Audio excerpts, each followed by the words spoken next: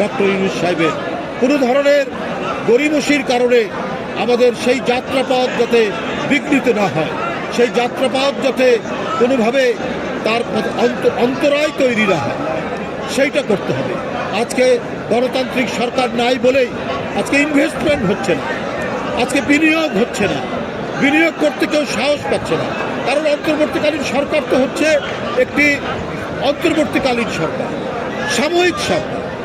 তো সুতরাং মানুষ একটা অনিশ্চয়তার মধ্যে আছে, মানুষ একটি ধোঁয়াশার মধ্যে আছে যে কী হয় না হয়। তাই এই অনিশ্চয়তা কাটানোর জন্যও তো আপনার রাজনৈতিক সরকার দরকার। জনগণের ক্ষমতা জনগণকে ফিরিয়ে দিয়ে জনগণের ইচ্ছার প্রতিফলন সেই সরকারে যাতে ঘটে, সেই পরিবেশ দরকার। এবং জনগণের কাছে জবাবদিহিমূলক সরকার ঘটে, সেটা একটি নির্বাচিত সরকারের মধ্যে দিয়ে।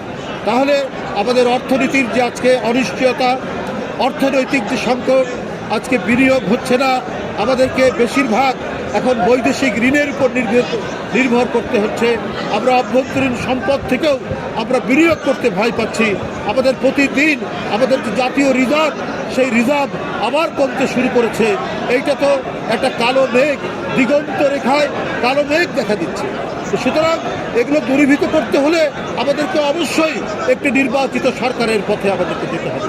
তাই বন্ধুরা আমার, আজকে জবাবদিহিতা থাকলে পরে এই যে সরকার সিদ্ধান্ত নিয়েছে যে প্রতি সিলিন্ডার 12 কেজি গ্যাসের সিলিন্ডারের আপনার 19 টাকা দাম বৃদ্ধি করেছে, এটা তো হতে পারে না। এটা যারা সীমিত আয়ের যারা মানুষ, যারা নিম্ন আয়ের মানুষ, যারা গরিব মানুষ, সিএনজি চালক, রিক্সা চালক, ছোট ছোট দোকানদার, তাদের উপরে তো ভয়ঙ্কর চাপ পড়বে। সুতরাং এই যে আপনার গ্যাসের সিলিন্ডারের গ্যাসের দাম যে বৃদ্ধি, অর্থাৎ যেটি গৃহস্থালিতে ঘরের কাজে যে গ্যাস জ্বালানো হয়, অর্থাৎ আপনার রান্নার জন্য যে গ্যাস জ্বালানো হয়, সেই গ্যাসের দাম যদি বৃদ্ধি হয় 19 টাকা প্রতি সিলিন্ডারে, এটা তো সাংঘাতিক ধরনের অর্থনীতির উপর একটা চাপ পড়বে, গরিব মানুষের উপর চাপ পড়বে। এটা সম্পূর্ণ অযৌক্তিক, এটা গণবিরোধী। আপনার নির্বাচিত সরকার থাকলে এই ধরনের পরিস্থিতি আপনার হবে না।